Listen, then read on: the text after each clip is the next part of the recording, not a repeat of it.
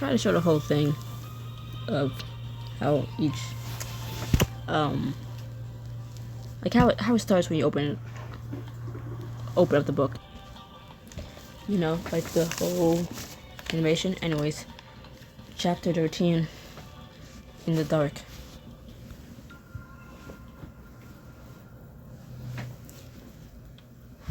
You and Atlas rush back to your dorm after your break-in, the Hall of Mirrors.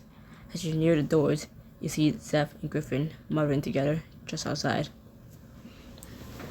Atlas's pace falters, and he jumps behind some bushes. You slow down, and a few snatches of conversation reach you. I'm just saying, you can't tell anyone. I heard you loud and clear the first time, man. Believe me, my lips are sealed. You take a step nearer, and they hear you, both turn in your direction. Elijah, what's up? I feel like that's my line. What are you two up to? Griffin leans against the wall and smiles at you. Just hanging out, you know, like us hanging out. Right. So what are you really up to? Griffin's smile starts to drop, and he glances at Zeph, who shakes his head. Were you talking about me just now? You look imploringly at them both, and Griffin's smile falters. Elijah, no, it's not like that. It's just, Chew!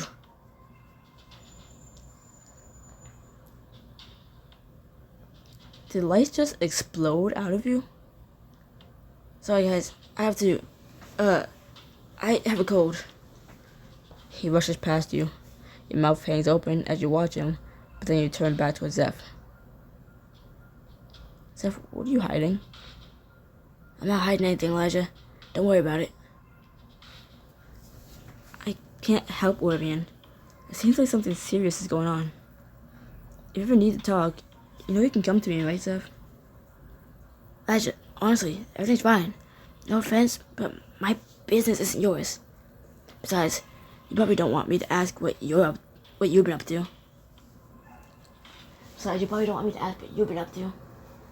He looks you up and down, raising his eyebrows at your outfit. Nice look, but I bet the enchantment on it isn't just for a show.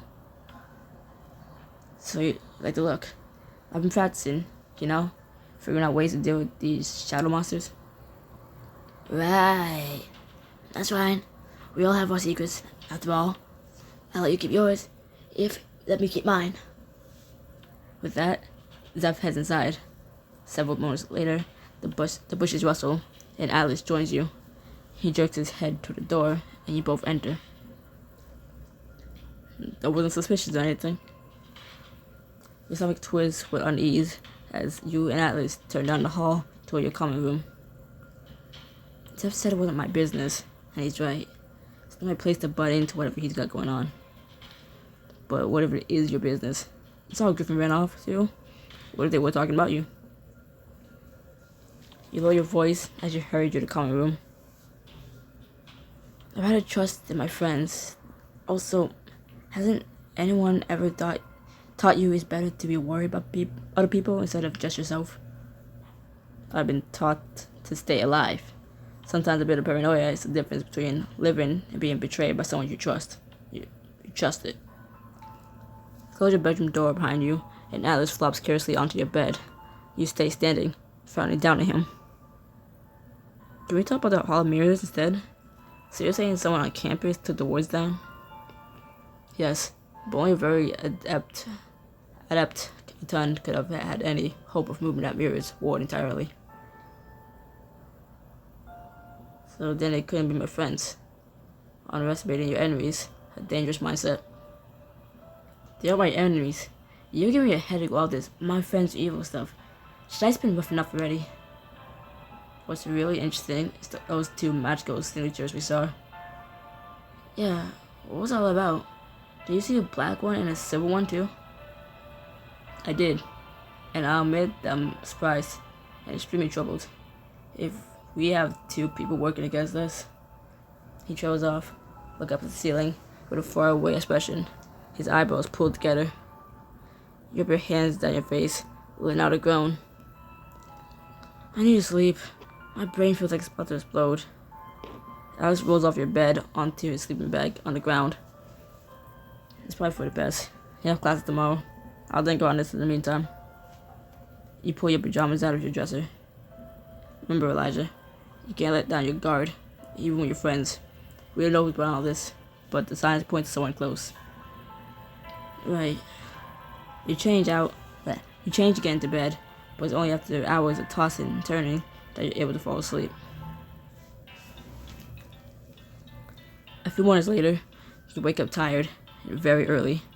You jump as something wet swipes across your face.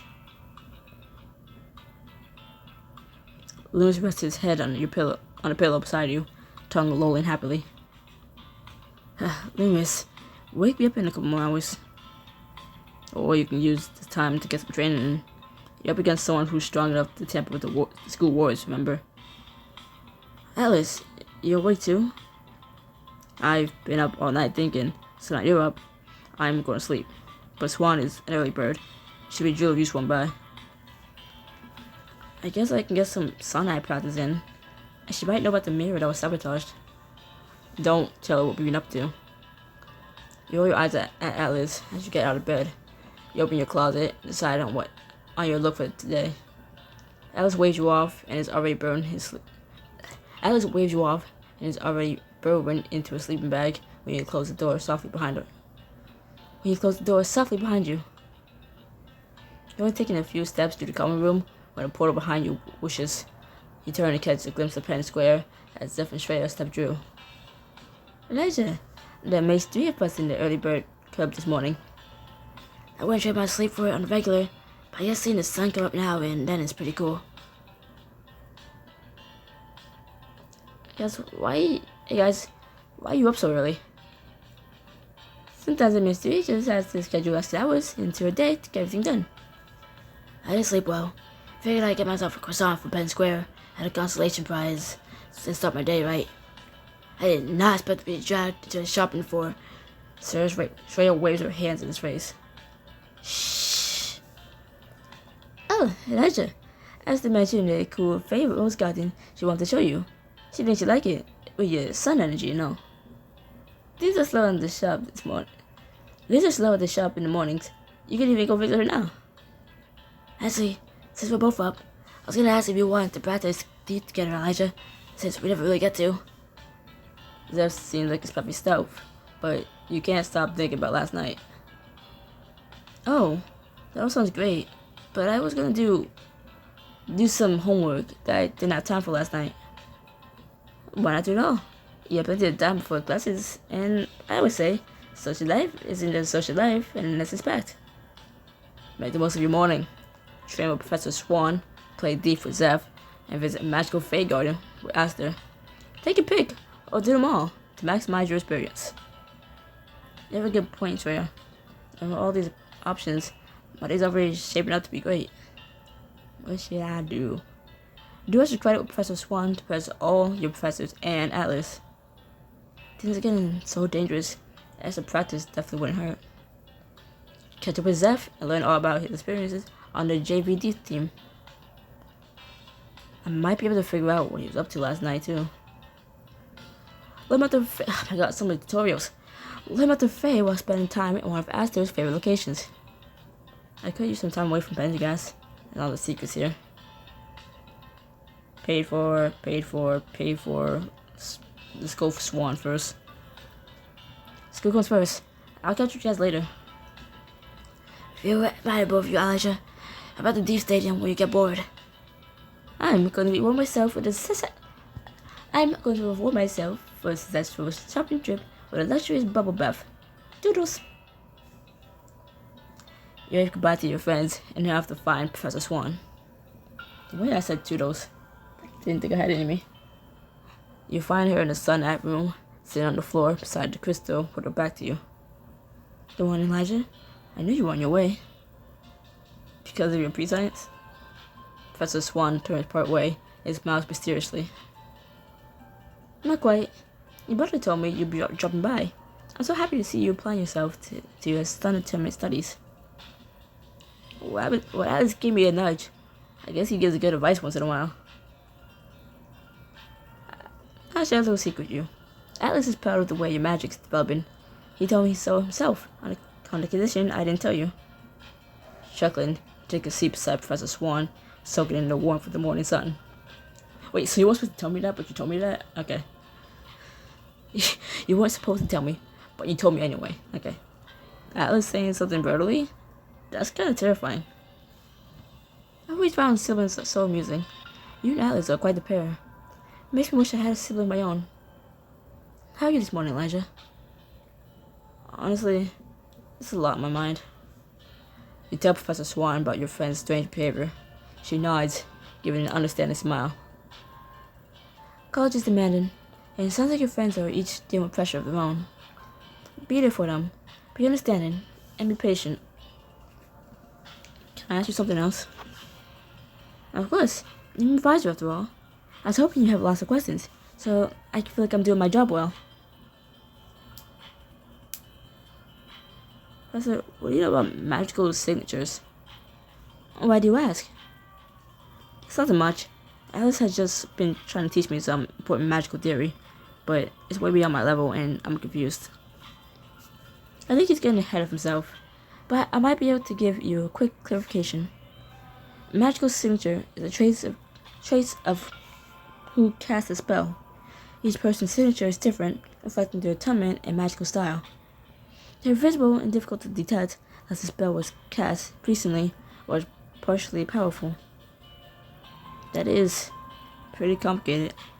I feel like I just gave myself even more to think about. Elijah, you seem overwhelmed. How about you clear your mind while you're here? Whenever I'm feeling out of sorts, meditation helps soothe any tension I may be feeling. I like reciting mantras too. They help quiet my thoughts, ground me. For example, a sock without a pair is just an opportunity to make a friend. I'm not sure I can come up with something so profound. Sometimes it helps to start with a simple phrase: serenity, bliss, apple turnover. All phrases that fill me with warmth. You can't help laughing, and Professor Swan's smile grows. How about you close your eyes? Think about one that makes you feel totally at ease, and make that your mantra. It can be literally anything. Literally anything, so long as it relaxes you to think of it. You close your eyes and search your thoughts for something that relaxes you.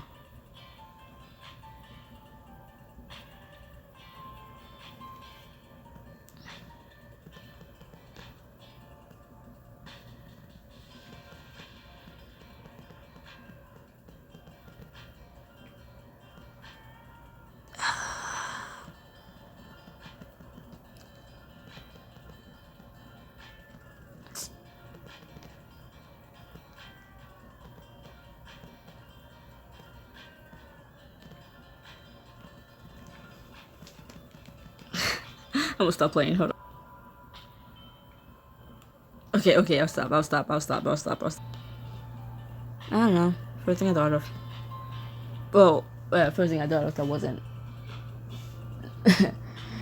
big Latinas. Okay, let me shut up. Waterfalls.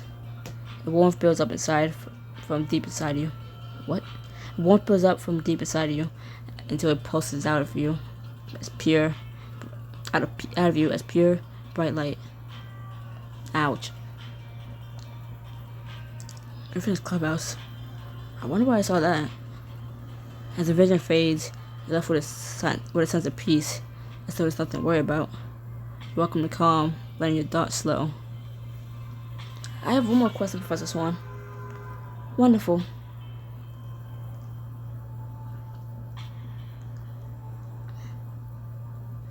Why do you want to teach? Oh, I didn't expect a question about myself. You open your eyes to see Professor Swan looking at you in surprise. Well, part of it has to do with wanting to come back here, to Pendergast. It's a place that feels the most like home to me. That's understandable. Even if it wasn't literally magical, there's something so special about this campus and the people. I'm glad you feel the same way. You're the reason I want to return, So I felt like I hadn't learned all that I could yet. I'm a firm believer that one's academic journey is never done. I learn more from the students here than I teach them. She smiles at you attentively. How was that for an answer? It was great. I really feel like I know you better. How very thrilling. It's been a long time since a student has asked to know more about me. You about to meditation, noting that as Professor Swan does too, she can't stop smiling. A little while later, you open your eyes again, your whole body relax. Get to your feet and raise your arms over your head in a big stretch. I feel great. Let's really get going, Professor. I think today's gonna be a pretty good day after all. Contours in England, okay. Thank you again for stopping by, Elijah. I'll let your professors know that you've been putting in some extra practice. They'll be pleased to hear it. Thanks, Professor. I feel a lot better now. Professor Swan wiggles her fingers at you in an eccentric wave, and you return to your common room with a smile on your face and plenty of time to spare. Yeah.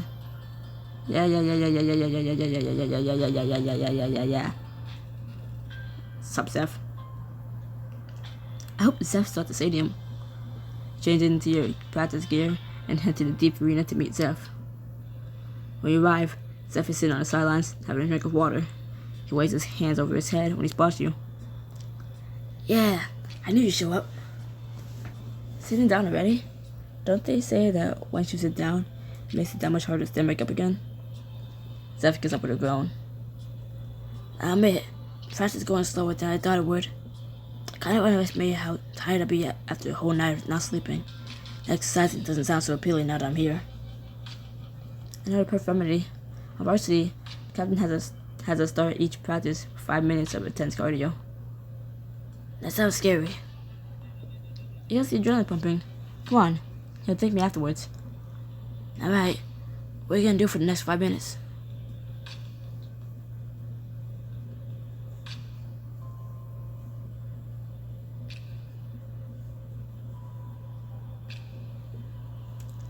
When it starts hurting, remember what Cap tells us. The burning in your thighs is nothing compared to the burning spirit. My spirit burns out during this. I bestow my beloved frisbee upon you. It is my most prized possession. You and Zeph turn toward the bleachers. Alright, wanna count? 3, 2, 1. You and Zeph dash for the stands and immediately start sprinting up the stairs. Zeph keeps pace with you for a few laps, but then starts to slow down. I can't breathe. Almost done. The burn is your body's way of saying thank you. Is that another one of Captain Saiyans? I think it's crazy. And we're done. Zeph claps onto the grass, spread eagle. Is this what it takes to play varsity? It pretty much killed me at first too, but you get used to it. And admit it, you feel more awake now. I feel like I've just been KO'd 20 times in a row in Street Fighter, but also, weirdly alive. Grinning, you walk over to the arena control panel.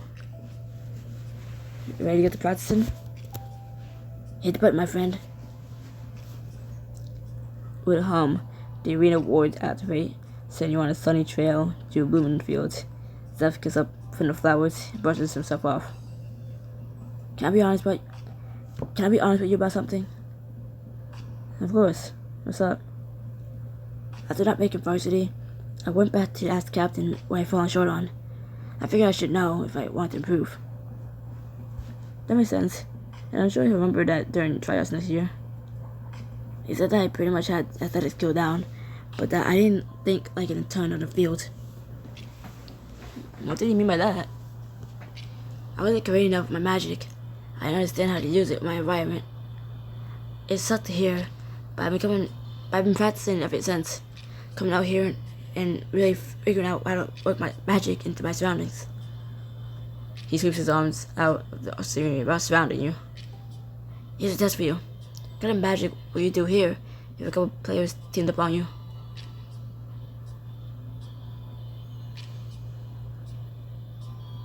It's like wrapped him in a fence poses. Observe and be amazed. The nearby section of the fence uproots itself from the ground and starts twisting loosely around Zev. Alright, I'm pressed, and kind of weirded out. It's not every day you get a hug from a fence. You turn the fence to its original place and cross your arms. Okay then, what have you done? I won't pretend I'm as great at Elementalists as I am with water, but you don't see any water around, do you? Not a drop. That's why I usually go for elements I can see, instead of worrying about the ones I can't. Okay, sometimes going with what you can see means you aren't taking everything about the area into account. You gotta be aware of the time of the day you were transported to, too. Hold on. You gotta be aware of the time of the day you were transported to, too. And you know what I realized as soon as we got here? What? It's morning here. There's dew everywhere. Water. He raises his arms, and water droplets hover in the thousands, maybe millions, all around both of you. Well, Zev, that's really impressive. Zev closes his hands into loose fists, and droplets rain to the ground, splattering against your ankles. I couldn't do anything half as cool with another element, but still, all my practice is paying off. Not to brag, but I'm the best player on JV. I'm not surprised. That's awesome, Zev. Too bad there only ever 5 people out of games, but look on the bright side. That's barely enough to boo me if I mess up. Zev, you doing that thing you do, that fake happy thing? Are you still upset about being on JV? Zev's smile falls, and lets out a sigh. He motions for you to walk with him, and the two of you set down the path. JV's pretty great. My teammates are really nice, the captain's cool, and I have fun. But more than that, I think it's a good lesson for me. It's making me come to terms with the part that doesn't know how to deal with not being good at stuff, with having my confidence shaken. I don't think you're alone in that. Nobody likes being good at stuff. I know, and I'm working on putting in the energy to get better at things instead of just moping about them, but it's tough. I don't know why this is the voice I do for the Hispanic best friend of yours in both Endless Summer with Diego and now Zeph. I'm assuming he's Hispanic or something, but his last name is Hernandez, and he said abuela instead of grandma at one point. I don't know why this is just a voice I do for them. But it's better than me trying to do a fake Hispanic accent, because oh my god. I'm so used to pretending that everything's okay, even when it's not. It's a hard habit to break. Zeph, share a success with me. It's better to think about the times when we accomplish our goals to boost ourselves up. I'm sure you have something you can share. Well, I totally screwed up a spell in English class the other day, but instead of laughing it off, I stayed after class for help. But England was happy you did. Yeah, he's really cool about it. He didn't mind taking an extra 15 minutes to explain the theory in a way I could understand better. In the end, I managed to cast a spell, and I wasn't embarrassed about having messed it up earlier.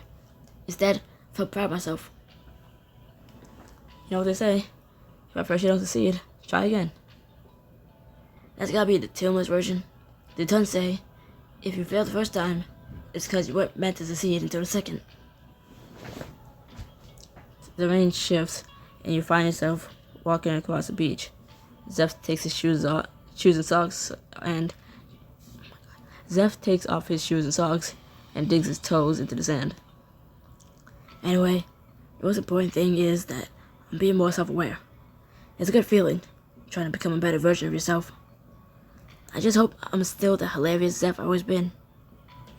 Zeph, I don't think anything can take away your humor. So I gave you a little thief lesson today. Should we see if his skills have gotten any better? Are you suggesting a nice, friendly sparring lesson? You know it. He summons a rope of water from the ocean and has a twist around him. So, how are you counting me if we ran into each other in a deep arena?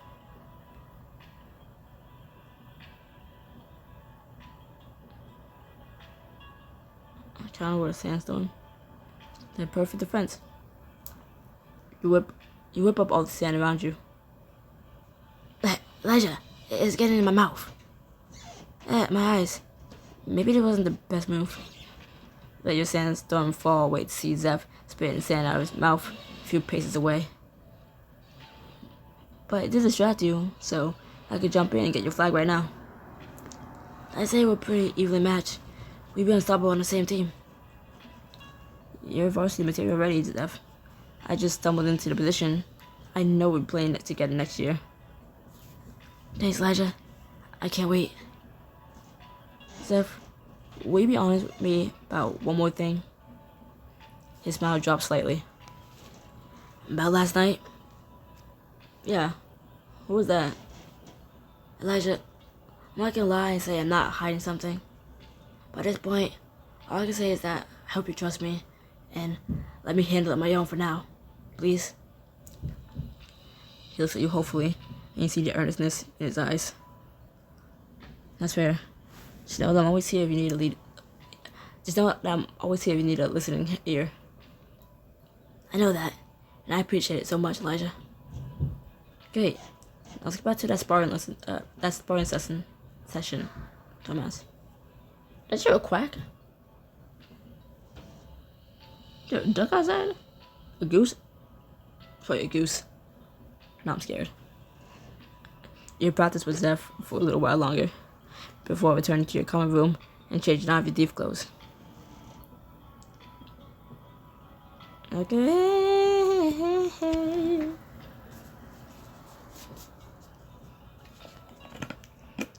I wonder what this garden Aster wants to show me is like.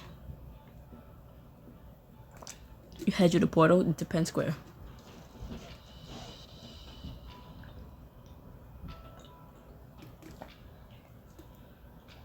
I'm gonna make you watch this every time.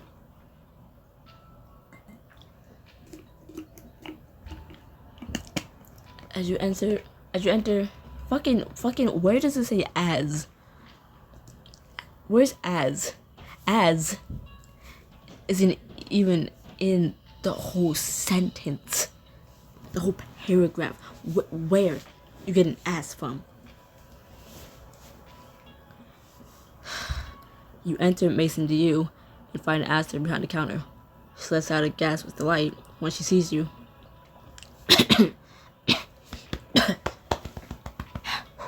Getting the voice ready. I'm just getting the voice ready. Elijah, I thought I felt your energy approaching. I was just thinking about you earlier. Shreya said you had some place you wanted to show me. I figured I'd stop by to see if you would sit down. Oh, I'm strictly down. I've been down since the moment you stepped inside. In fact, I've never felt more down in my life. She hurries around the corner with a basket on one arm. The leaves in her hair rustle with excitement. She beckons you after her, pausing for a moment to turn the sign door around to close on the way out.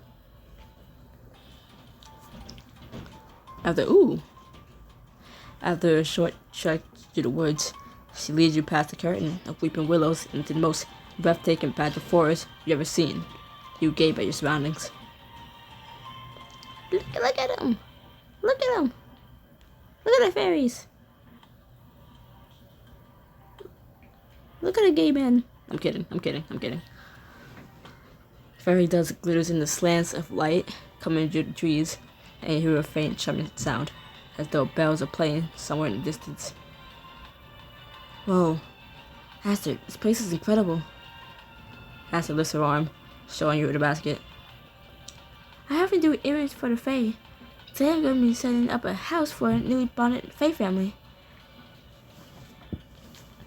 The Fey houses around you are barely a foot tall. You notice a few tiny, glowing Fey peeking through the windows at you. This place is so magical. I don't know if I've ever felt this relaxed before. With a smile, Astrid sets down her basket and opens it up. Inside are a few bundles of twigs, some twine, and other decorative materials like seashells and dried grasses.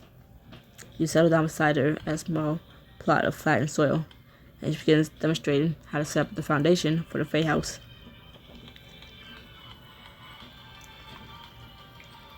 Astrid, how long have you been coming here? I took over from my mother when she had to start helping my younger brother get ready to wiggle his roots. It's been a year or so now. Wait, do you mean your younger brother is going to be mobile like you soon? It shouldn't be much longer now.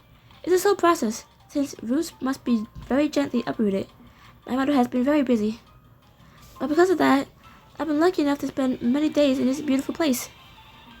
Astrid sighs, pausing in the process of brushing some greenish paste over 2 twigs she holds together. The truth is, being one of the only mobile nymphs my age in my entire colony can get very lonely. And that's why I like the Fey Forest so much. I don't feel as alone when I'm here, so I do errands as often as I can. Is that part of why you like running Basin DU so much too? It is. Though seeing so many people my age, who are students, and have friends, it reminds me how isolated I really am. You cover Astrid's hand with your own, and she gives you a grateful smile. Astrid, believe me, I know the feeling of watching the people around you and feeling disconnected from all of them. I'm much happier since meeting you, though. Your friends are lovely, too. I've become happier since meeting you, too. I'm glad to get to call you a friend. Having friends is so wonderful. I hope I get to share even more parts of my life with you. She sighs happily and looks around her surroundings, but the leaves in her hair suddenly rustle, as though she's thought of something. By the way, did you know that a ton aren't actually allowed in the Fey part of the forest? No. Why'd you let me in here? Why'd you let me in then? Should I leave? Astrid giggles at your confusion and waves away your concern. They let you in because you're with me. Consider yourself very lucky, Elijah. You're the first Aton to have this opportunity in recent history. You make me feel like a VIP, though.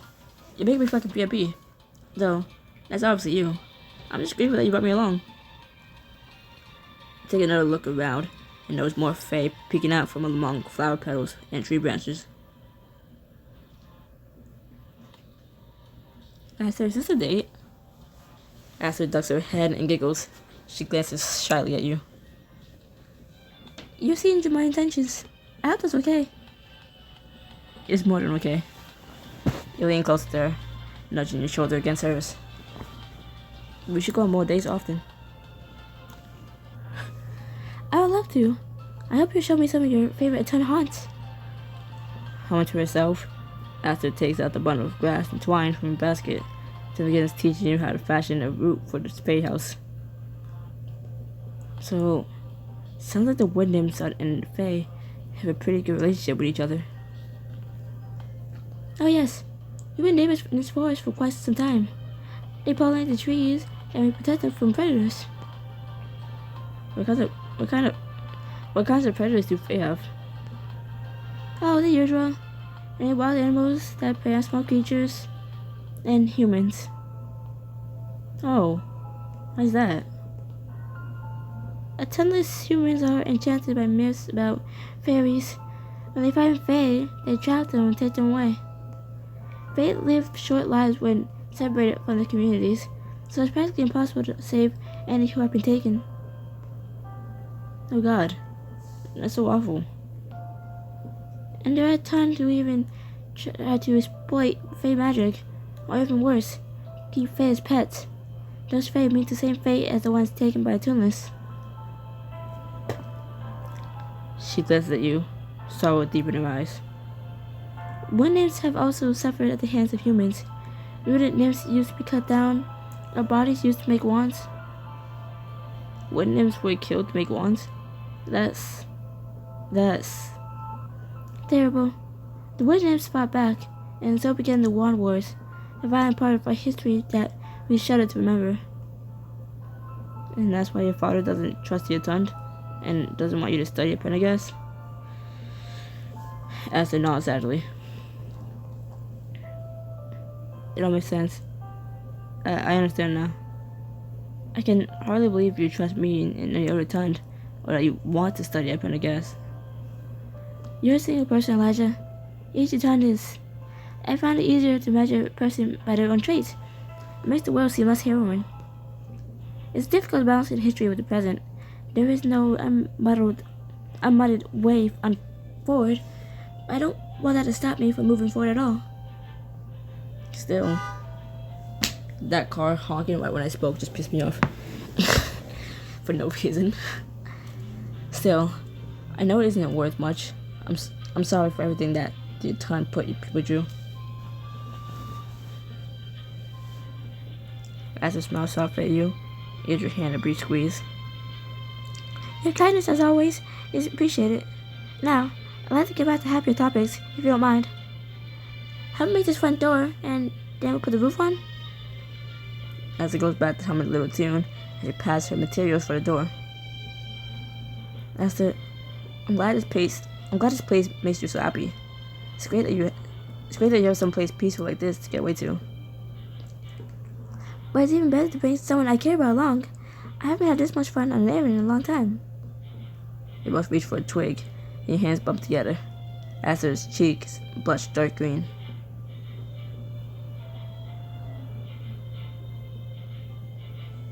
I missed tapped so many times. I would love that.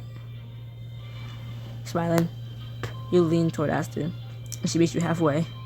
Her hand comes up to your cheek as her lips move softly over yours, and you suddenly hear a chorus of tiny squeaky voices. I should probably read the choices before I press them, but you know what I picked. You can see it. You know what I picked. Unless it's a time choice, I should probably just read it out loud. But I'm gonna forget that each time. Ooh. You and Aster break apart, and you notice the nearby rose bushes rustling. Aster giggles. Oh, they're so silly. I have a secret for you, Elijah. The Fae are utter romantics. You tuck a lock of Aster's hair behind her ear. Then don't love this. You lean in and kiss her again, to a renowned chorus of oohs and ahs from the rose bushes. Sorry, oohs and ahs. Aster draws her arms around you, and you tip backward into some daisies. She looks down at you, the flowers in her hair dancing. Oops. Forgive me, Elijah. I shouldn't get so carried away. Really? Because I have no complaints. Aster lowers herself down for another kiss, slower this time. You run your hands up her sides. You hear a squeak, and it takes a second for you to realize a group of fae stands beside the house you built. One of them clears the door again. Peony, Thorn. I wasn't sure if I see you today. This is Elijah, who I was telling you about. You and Aster sit up as the fae come closer, glitter wafting from their wings. The fae flutter up to Aster's shoulders. One whispers in her ear, and Aster beams at you. They say thank you for the help, and they think they'd like to see you again sometime. That'd be great. I hope you really like your new house. The three fae hop off Aster's shoulders and flutter into the house, while they peer at you through the windows. Ever the curious ones. They'll get able to shine soon, but we should let them move in for now. And you can't leave your shop understaffed for much longer. I'll accompany you back. You and Aster return to Penn Square, and you still have time for your classes, so you head back to your common room. Later on, you take a seat beside Beckett in Spell Work 1B, just as Professor England enters through the side door. Hello, class. Welcome to another spell binding lesson. Today, we'll be learning to locate a spell, which helps you find someone or something you lost, as long as you have an object connected to that person or item. Beckett leans towards you and speaks under his breath. The locator spell is a metal spell. This would be a piece of cake. Can you explain the spell a bit more, Professor? Of course. Let's say I need to locate Professor Contos, and I find his pamphlet in his office. I cast the locator spell, using his flute as my source to find him. First, you must sense the Earth's magnetic pull, and tune yourself toward it. Become magnetized. Okay, our characters in class, why do I have to get the lesson too? Like, why do I have to remember what's being said and then actually do it? Like, why am I having to do schoolwork? I'm not physically the one in class. My character is. Why do I have to go through this? Why do I have to feel like I'm in school again? Like, come on. Hell. Then, transfer that magnetic pull into your source item so that it becomes magnetized. So we're kind of making a compass? Precisely. Keep your goal in mind, and your source item will tug you toward its origin, locating what you seek. We'll be attempting to find each other today, Professor. You sure will. Partner up, class. You each get a turn to search for your partner, who can hide anywhere on campus. Beckett turns toward you, unbuckling his watch. I saw the word unbuckling, and I was like, whoa, hold up, wait a minute, where we going? Then I kept reading, and then I kept reading.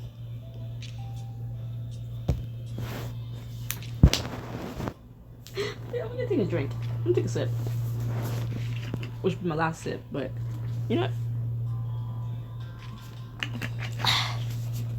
Put that down like a damn shot. I need to get my mind out of the damn gutter. Hopefully, you'll be able to track me with this. Though, if you can't find me in half an hour, don't expect me to keep waiting. I believe you will perform competently in this task. Dang? You? Beckett leaves his watch on your desk, then walks out of the classroom. A few minutes later, Professor England signals for everyone to begin their searches. In the hallway, you set your mind toward the first step of the spell.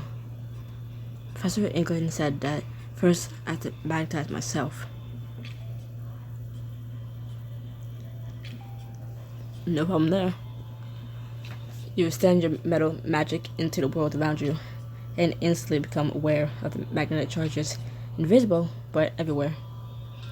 One in particular is stronger than the rest, and you grasp hold of it. Suddenly you feel yourself being tugged one direction, and you begin walking. I'm definitely magnetized. Here I come, Beckett. You follow the pull into the foyer. Think about the next step of the spell. Oh, we're looking for Beckett, not his watch. We have his watch to try to find him.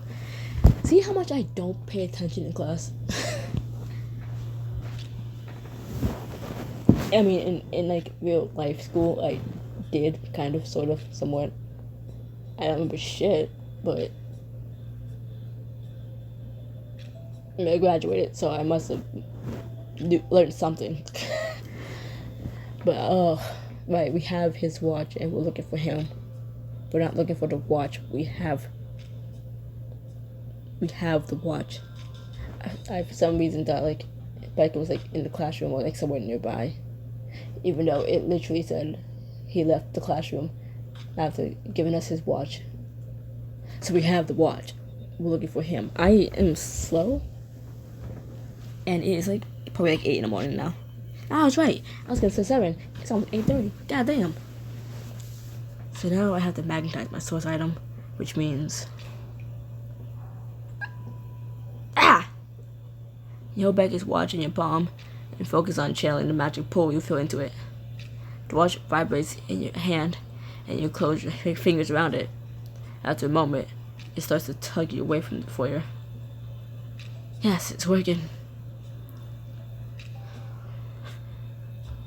You walk through campus, letting the watch guide you, but after a while, you realize it's taking you in circles. I already been to the quad. Professor England said there was a final step. As you're thinking, the pull of the watch begins to weaken. I know. The spell's gonna break if I don't refocus. I'm looking for myself.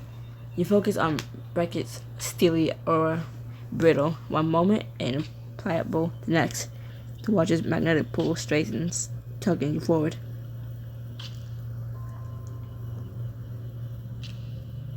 You follow the pull to a part of campus you rarely visited, and in an outdoor corridor you find Beckett. How did you... That was... He clears his throat. That was quick. Good me impressed. Was that a compliment? And on my metal magic? Don't maybe consider taking it back. Too late. I'm never letting you forget it. What the... Ow.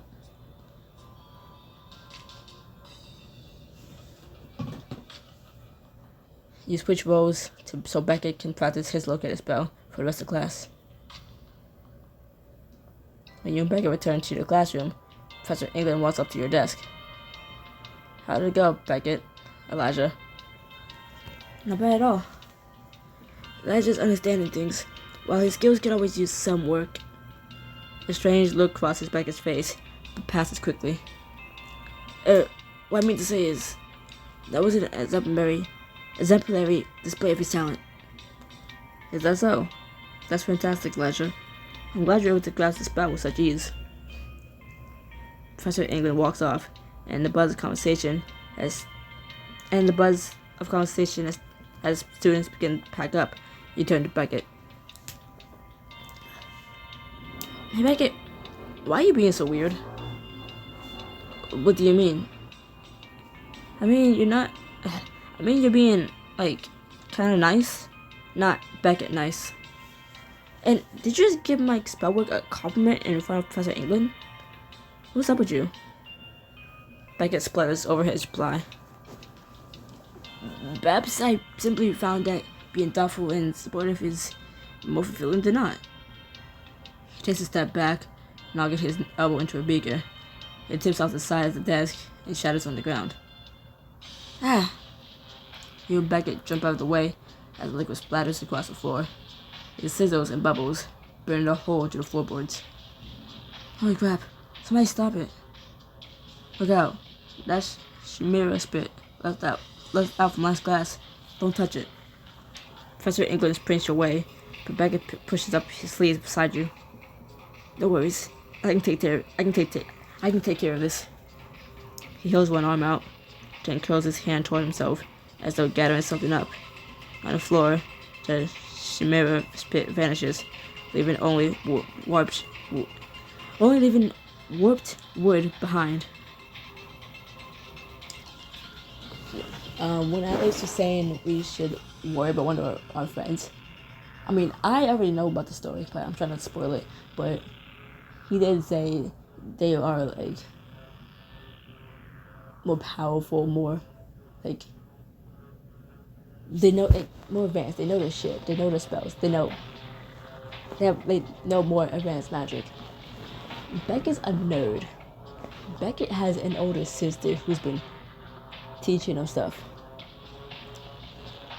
Beckett gets extra credit on top of extra credit. Beckett studies a lot. Beckett knows shit. Beckett practices a lot. Beckett knows things he probably shouldn't know.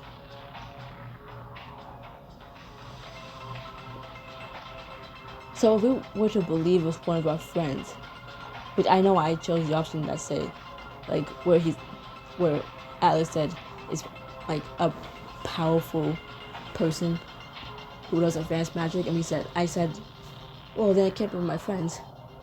I said that, but at the same time I know Beckett knows his shit. And that he's number one suspect. But I know how this story plays out, but I'm looking at myself in the mirror. I just waved at myself. I'm gonna read. Stupid ass. Miss Ch13, did you just vanish the Chimera spit? Not just clean it up, but actually vanish it? Yes sir, I did. That's incredibly advanced magic. Where'd you learn that spell? Oh, He smiles smugly. It's just a little something that my father taught me over the summer. Simple, really. Professor England lets out a breath, then matches up the broken pieces of glass and brings them to the trash. You round them, Beckett. I thought you were here at Pendergast over the summer, taking classes? My father taught me to spell before I left, obviously. Beckett, where'd you really learn to spell? Professor England seems to think is way beyond anything you should know. Elijah, relax. It's just a little spell. Don't worry about it.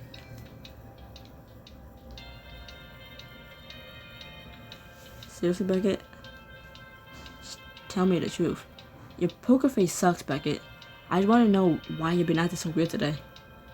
Sorry, Elijah, but I have to get to my next class, and I'll see you later.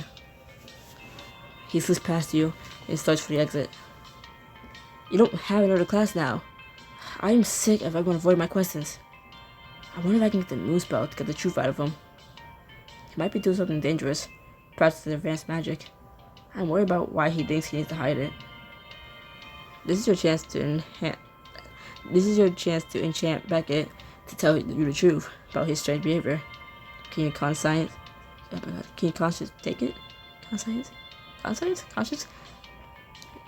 When the sun's up in my face, as it is right now, giving me this morning glow, it is too early for me. It's too early for me. I've not been asleep. I woke up around 6 p.m. and I've been up until now. I need sleep. I'm tired.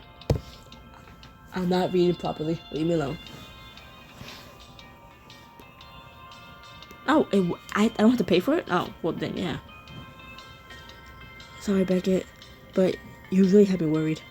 If it's free, why would you not do it? You catch up to Beckett before he reaches the doors. Beckett, hold on. I'm sorry for being so pushy.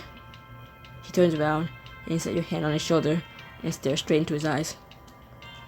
But I'm not dropping it yet. Please tell me what's going on. I don't want to feel shut out by all my friends. Beckett blinks a few times, then lets out a breath. You're right. There's no reason for me to be so secretive with you. I know you're dependable. The truth is, I have been practicing advanced magic in a secret location. Some of it is banned by the freshman curriculum, which is why I'm keeping my practice in a secret. Banned? So it is dangerous? Hardly. A good classmate can practice this stuff. It's unfair that I'm not allowed to simply because I'm a first year. But please don't tell anyone else, Elijah. I don't feel as comfortable with them knowing, and can't risk facing an explosion after this. You feel the spell weakening. Beckett blinks a few times, as though dazed, then shakes his head. I suppose then the truth does make one feel lighter. I'm glad I can trust you, Elijah. He gives you a small smile, and then turns. You watch him walk away, and can't stop yourself from falling after. You hurry to the hall, and just catch sight of Beckett striding briskly around the corner. You run to catch up. Slow down! Why are you in such a hurry? I need to find a place to view my spells. I have a practical exam my medal at seminar in an hour, and I want to make sure I'm prepared. Oh, I didn't know you had an exam. But couldn't you just use the armory, since it's where you normally have metal art classes? Not right before a test. All my classmates were in there cramming, and I needed someplace secluded and uncluttered. One of the spells I want to practice involves objects hurtling around, and I can't risk hurting anyone or damaging property. That sounds absolutely dangerous. Beckett offers you a small smile as he slows his pace. If that doesn't scare you off, I wouldn't mind you sticking around. I can usually help going over some of the trickier spells. If I can find a place to work, that is. Sadly, I'm out of ideas. I want the sun at classroom. It's guaranteed to be empty, since I'm the only son at school. That would be perfect. Are you sure that's right, though? Yes, have me talk as Beckett more, so I can get the voice down. Yay. Why wouldn't it be? I wasn't sure what Professor Swan's rules were. I know Professor Ch13 was very explicit that the armory was for metal arts only. I'd love to see the sun at classroom, though. I've heard it's one of the most beautiful places on campus. Take Beckett to the sun at a classroom to share a romantic moment with him while the two of you practice magic together. Yeah.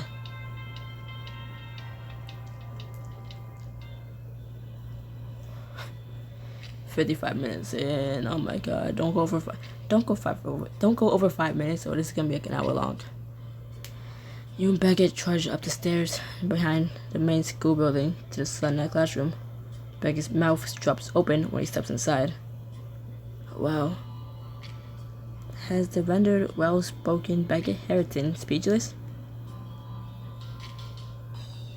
He rolls his eyes. Not at all.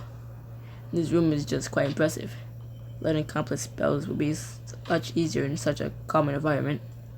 Though the beauty might distract me from Professor Ch13's lectures, so perhaps it's for the best. Will this place work better than the secret location you said you practiced advanced magic in? That's an interesting thought, but my base is covered.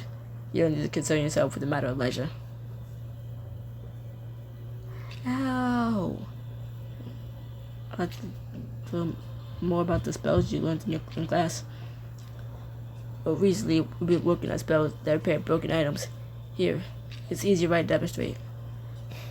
He digs into his book bag and pulls out a badly busted radio. He sets it on the ground and stands back, taking a deep breath. Now, watch closely. He begins to make very precise motions with his hands. As he twists and turns them, the radio begins to piece itself back together. It's just a matter of precisely binding the broken parts.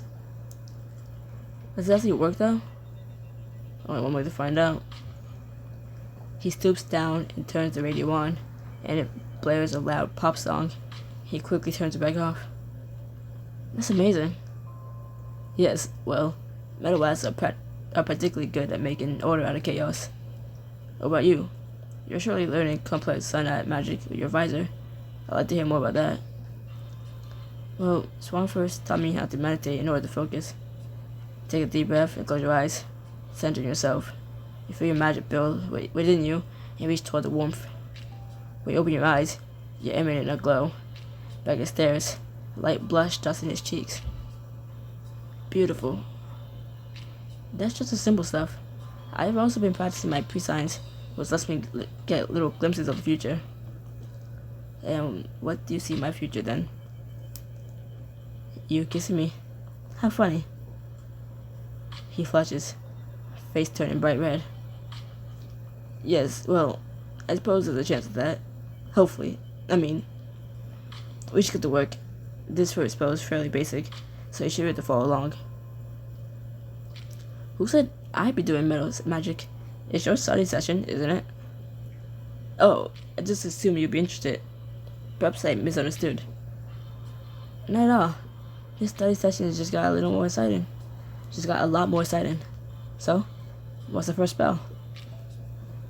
I'm losing my voice, but I can still do the right voices for these people. Barely. It involves magnetizing two objects with a north and south pole, so they'll either be attracted to or repelled from each other. Isn't this kind of what we just learned in class? Both spells involve magnetism, but this one isn't used to help locate anything. Behold the wonders of attraction and repulsion. He looks up at the ceiling, watching the chandelier floating above. I'm going to magnetize the chandelier and the ceiling with strong like poles, and then say, don't make me have to remember how to spell that, because I will cry.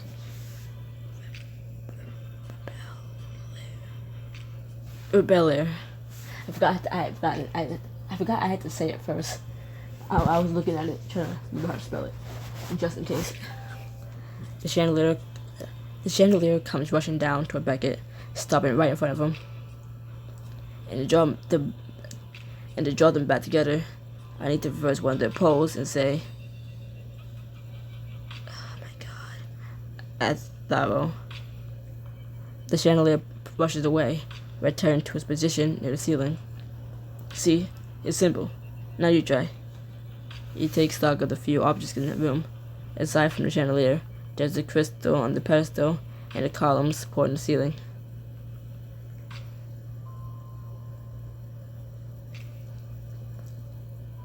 You focus on the crystal and pedestal and begin channeling your magic into them. Repellier. This is an hour long now. My bad. It's not really my fault, it's the story. It's the chapter. The crystal floats away from you. The crystal floats away from the pillar and toward you, sending beams of light scattering about the room. Wow. The crystal really adds to the ambience of this place. Excellent work, by the way. You're natural. As you turn back toward the crystal, it brushes your arm, and warmth settles in your belly, spreading through your whole body. The two of you watch the twinkling lights before you return the crystal to the pedestal. Now this spell is trickier. It actually requires a partner to perform, so it's perfect that you're here.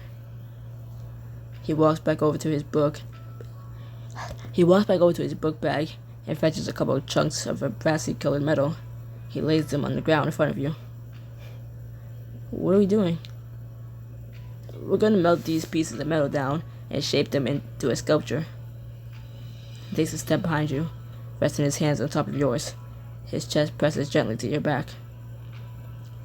You didn't say the spell being so intimate. It would just be easier to guide you like this.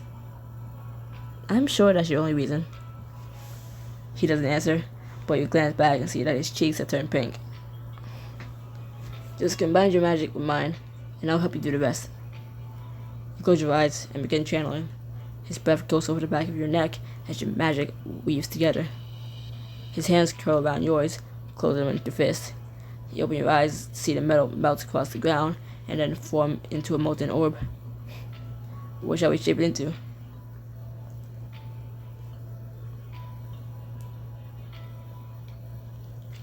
It is Pentagon's mascot, after all. We can make one just like the statues outside the stadium. That would be appropriately challenging, but I bet we can do better than the ones outside the dry Dome. Beckett carefully guides your hand, making small, precise, pinching motions. The metal shifts into a drysmar? I don't fucking know. Metal shifts into a drysmar. His chest puffed out and trunk raised high. I think I'll name him Desmond, after Pentagon's founder, of course. Of course. The two of you stand back and admire your creation. I'll say this was a job well done, and just in time to start heading to my exam. Actually, I have a final request, if you don't mind humoring me. I suppose. Though it depends on the quest. What is it? Well, I already said I basically foretold that you was gonna do this, so I want you to kiss me. Well, if you insist, who would I be to refuse? He leans in and presses his lips to yours, brushing his knuckles gently along your cheek. You wrap your arms around his neck, deepening the kiss. He draws you closer by the hip, pulling you flush against him. With a smirk, you nip at his lower lip, making him shiver. Is this becoming a competition? Try to keep up. You surge forward for another kiss, which he meets eagerly. He runs his hands up your back, his touch like fire, even through your clothing. Don't underestimate me. I wouldn't dare. You grab his lapels and tug him with you as you walk backwards till you bump into the pedestal on the center of the room. He presses you against it, trailing kisses up your jaw. You shudder as his breath goes over your ear. So, have I won yet? You flex your fingers against his back, feeling the planes of his muscles beneath his blazer. I don't know. This definitely doesn't feel like losing to me. His kisses move back down to your neck, and when he pulls away, he's smiling so wide the corners of his eyes wrinkle. You're too distracted for your own good. But in the best way. He takes a step back and glances down his watch. We better get going. He's quite the hike up here, and I can't afford to be late to class. But thanks to your help, I'm sure I'll get a perfect score on this exam. Anytime you want to show me your cool metal abilities, I'm down. Becca takes your hand and the two of you leave the Sun classroom. Aw, so we're walking hand in hand? Beckett. Several nights later, you and Atlas hurried around the lake, heading to a location Atlas has chosen for a defensive magic lesson. It's still going? Okay. Atlas, where are we going? And why don't we just meet in the Sun room like usual? He glared at you over his shoulder, a finger to his lips. Shush. The sooner you shut your trap and move those legs, the sooner you'll find out. You follow Atlas around a bend, seeing the school building disappear into the forest behind you. Oh my god, I remember this, but this chapter is so goddamn long. Over an hour. My bad. It's really not my fault, it's just the premium choices. Not so long. Atlas comes to a stop at a quiet stretch of pathway. A few ducks float on the lake, but otherwise all is still and silent around you. I'm complaining about the premium choices being long, but for how much they are, like about 20 to like maybe 30 diamonds each, they better be long enough to be worth it. But still, I'm not to complain. I'm tired. I want to go to fucking bed. It's like probably like 9 now. It's like literally almost 9. Jesus Christ. We're here because I needed someplace I can teach you a water spell. I taught myself. I call it Hydro Breath. How does it work? It's a hybrid of water and air, actually. The theory is simple enough, but the mental aspect is challenging. You have to be acutely aware of the oxygen and water around you. Separate the water molecules from the air molecules. Then use your water magic to hold the water still. Freeze the molecules in place so they're no longer fluid. This sounds really scientific. What's the point of doing all that? So that when you breathe, you should be able to just breathe in the air. You just have to stay calm. Wait, hold up. You're actually teaching me to breathe in the water? Was the name of the spell not glaringly obvious enough? Alright, no pressure or anything. Just gotta not drown, I guess. Atlas rolls his eyes, then kicks off his shoes and steps in the lake. You hesitate a moment, then do the same. Stop it when the water reaches your knees. I'm losing my voice. Oh my god. Get a feel for the water here. Use your magic to identify the types of molecules you're going to need for the spell. Got it. Let me see what I can do.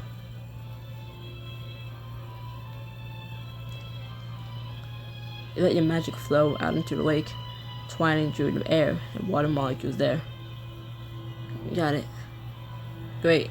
Let's go deeper. You start wading further into the lake, waiting for Atlas to tell you to stop.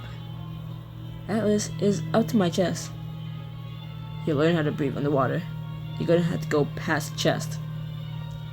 That's a fair point. Just stay aware of the water and air. Now, I want you to try to take one breath underwater. And remember, you only want the air. Okay, now you do this. I need to make sure I don't let any of the water in. Take a deep breath, then bend your knees so the water rises above your nose. You prepare to take a breath.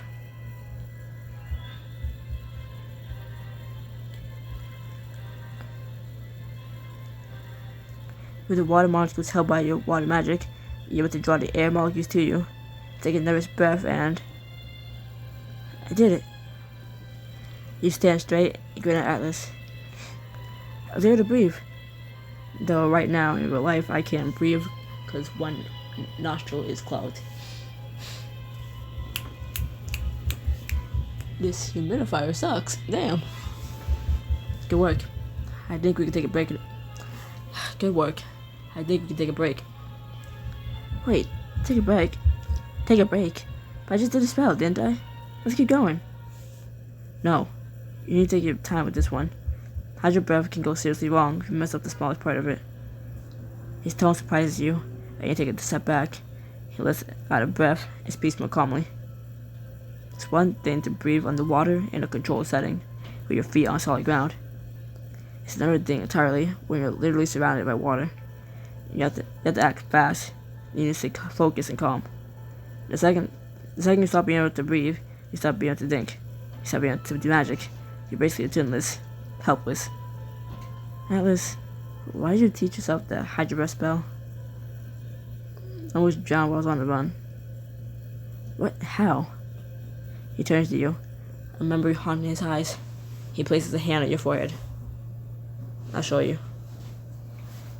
Stop making the chapter longer. Alice faces off against a woman on the banks of the lake.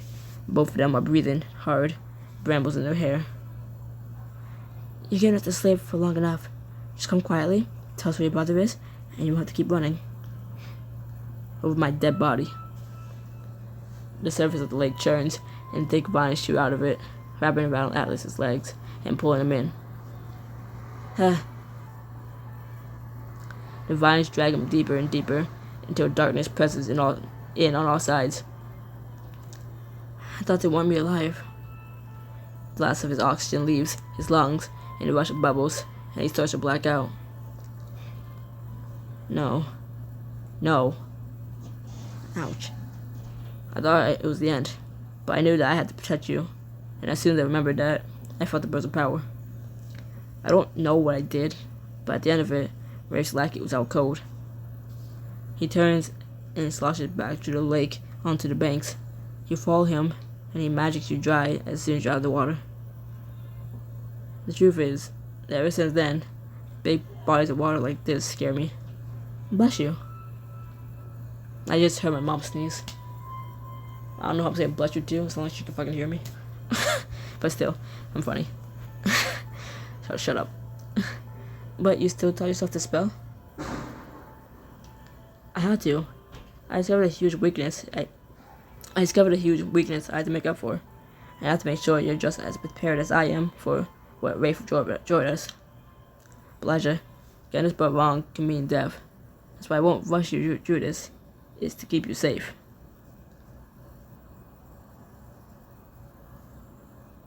As I wish I could set you sometime. What do you think you're doing by hiding me in your room? You give me a comfortable place to stay inside the school wards. Giving you a floor to sleep on doesn't feel like a payment for you saving my life. Neither does keeping you isolated from everyone. Since going on the run, it's been my job to protect you. That way, I don't drag anyone else into danger. My time on the run taught me that. No, I already knew it. I've known it since I was a kid, training for this day. As far back as I can remember, I knew that one day I'd be reunited with my twin, and that when I had to be a hardened soldier. That's so sad. It's reality. We already hunted. My caretakers would do me a favor, make me strong. We thought you would be raised the same way. Part of me is glad you weren't. You may not understand the depths of your magic yet, but you experienced the childhood I didn't. He stares out over the lake, his expression far away. You bite your lip, but finally say what's on your mind. Atlas, I want you to finish teaching me the hide your breath spell. I understand your concern, but you said yourself, we're being hunted. And my training is so far behind yours. I need to be ready for anything Rafe throws at me. I need to know the spell. Alice turns to you, taking the resolve on your face. You have to trust me then. But more than that, you have to trust yourself if you're going to use this spell. It's beyond what even my caretakers were willing to teach me. It's downright scary, Elijah. Learn the hide your breath spell to give your spell book a powerful and exclusive boost. You also get to learn more about Alice's childhood, aka another premium scene that you're going to do because you already paid for it, motherfucker. And even if you didn't, you're still going to pay for it. So making the chapter even fucking longer. We're like an hour and 14 minutes into this damn thing. Alice nods decisively. Alright, then let's get back out there. You and Atlas wade back into the water till your toes barely touch the bottom. There, he has you work on separating the air from the water around you. Alright, I definitely got this part down. I think we move on. Remember, I asked you to trust me. Yeah, I got that. And remember, I asked you to trust yourself. You're the only one who can make this work. Yeah, you said that already. You said that already too. So what's... Atlas dunks your head underwater. Cold and darkness press in on you from all sides, disorienting you. Atlas' hand remains firmly on the top of your head, not letting you come up for air. You can barely hear him through the water. Stay calm and breathe. You calm your mind and focus on the water around you, holding a water molecule suspended. I can do this. Breathe. It's working. You start breathing, and air fills your lungs. You raise a hand out of the water and give Atlas a thumbs up. He lets you go. Look at that. You can do it after all. Atlas, what the hell? You could have given me a warning before it dunked me like that. You wanted to learn to spell fast, so I taught it to you fast. I taught it to you realistically. Someone's trying to drown you. There's no warning. It's breathe, or you're finished. I guess. Jeez, you went wrong when you said it'd be scary. Alice punched you on the shoulder. But hey, now you can hydro breathe. That makes 2 people in the world. I'm really gonna have to get used to your training methods one of these days. Alice jerks his chin, motioning you back toward the shore. There, we both take a seat. In the silence that settles, you turn toward Atlas. Atlas, I want to know more about you, about your time as a kid.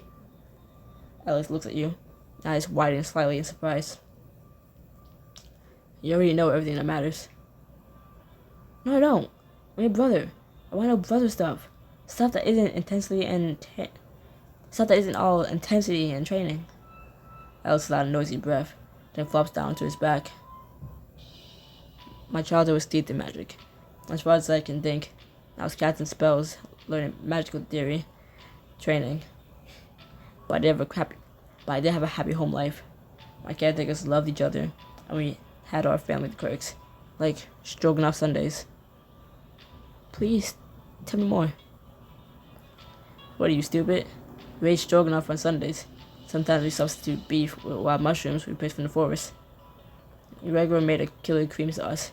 Ingrid made garlic bread, and I did the noodles. We cooked enough for an army and never had leftovers. Ugh, you're making me hungry. Tell me more about your foster parents. When did they meet? What were their hobbies? They seem like happy people.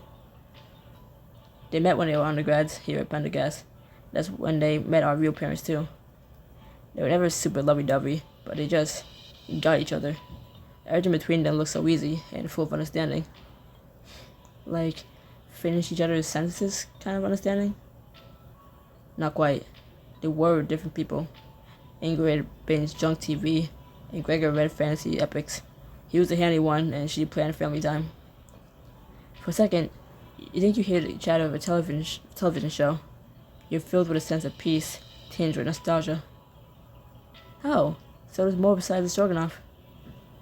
That was the tip of the iceberg. On Wednesdays, we watched Ingrid's favorite tuneless game show, Jeopardy. Thursdays were house cleaner day. Saturday mornings, we made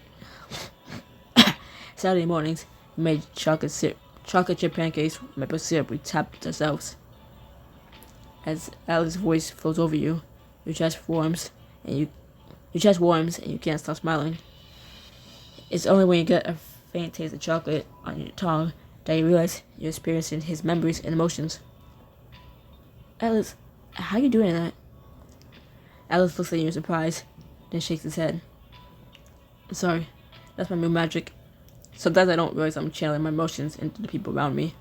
It won't happen again. I didn't mind. Your childhood seemed pretty great. Normal, even. My caretakers were training me and protecting me, but they knew I was still a kid. They made sure I was able to feel like one. His expression suddenly goes glassy, his smile fading away. Ray found us when I was in high school. He broke your awards. He killed them. Atlas, I'm so sorry. And he tips his head back, blinking hard. They died making sure I could escape. I've been on the run ever since, keeping one eye on you and one on Rafe. You must have been so lonely. It wasn't all bad.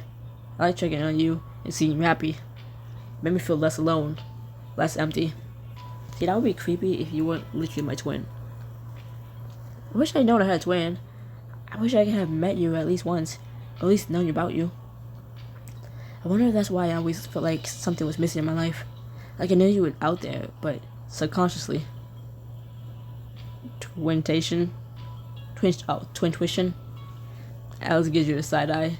his lip twitching in an almost smile. You can tell he's trying to cheer you up. Oh, get this. My caretakers told me about our real parents from time to time. Apparently Mom proposed to Dad. No way. And he burst into tears on the spot. They sound so cute.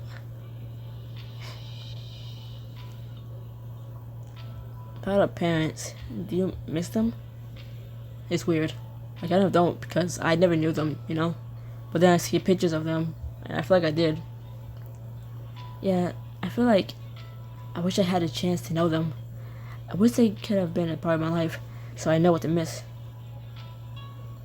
Yeah, I think that's how I feel. That's how I feel too.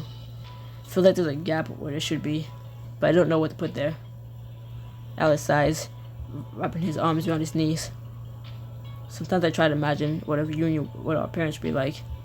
Would they be proud of us?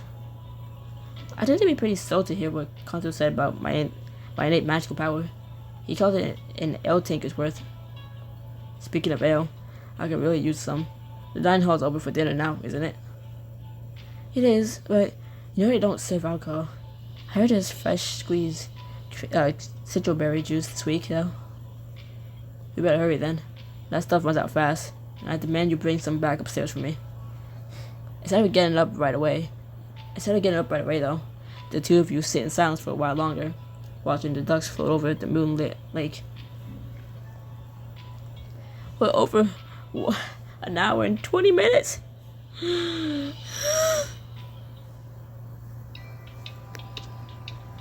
9:06, oh my god. Later in the why is it still going? And later in the dining hall, he spot Griffin at a table and goes to sit beside him after filling a plate at the buffet. Hey, long day? Oh, hey Elijah, I didn't see you come in. So said every character in every book or movie or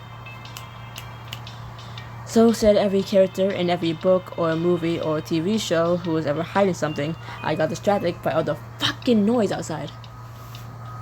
Hold on. Had to close my screen door to let the noise out. God damn. You sigh and look imploringly into Griffin's eyes. Griffin, please just tell me what's going on. I feel lost and confused. You acting so shifty around me isn't helping at all. It makes me feel like I did something, or you're hiding something from me that's about me. That's not... No! Elijah, don't be ridiculous. It's just... He clamps his hand over his mouth before he can sneeze. Are you, enchanted to sneeze if you start talking about whatever you're hiding? Griffin nods solemnly. I either sneeze or start shouting animal names. Both Zeph's idea, but it's my own good, promise. I'm a horrible liar, but I need to keep my mouth shut about this. I wish I can tell you, but you saw my sneezing incident. How about I just ask you yes or no questions, and you nod or shake your head. No talk involved. That doesn't sound like a very good... Let's get started.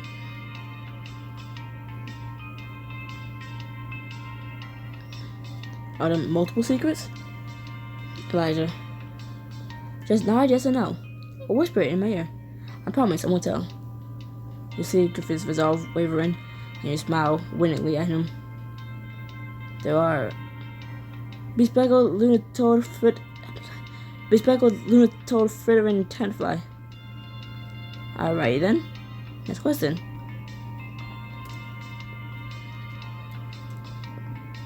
I don't know what you keep a secret about. Does it have to do with classes? No, not at all. I'm doing fine on my classes. That's great news. Okay, one more question, and then I'll let you off the hook. I'm sweating here, Elijah. Tell me, are you planning something? Yo, slimy elephant-eared bugworm. Good to know. That means yes. That was enlightening, but I have one more question. You said you were done.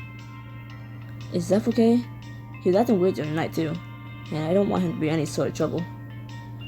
Griffin starts responding, but you don't hear him over Atlas's voice suddenly ringing through your ears, as though he's sitting right beside you. Elijah, get back to our room now. This is an emergency. You clap your hands over your ears. Bradley's voice is gone. You leap to your feet, sit in your chair, slide into the ground. Elijah, you don't turn back. Already spread out the dining hall toward your dorm building. Why is it still going?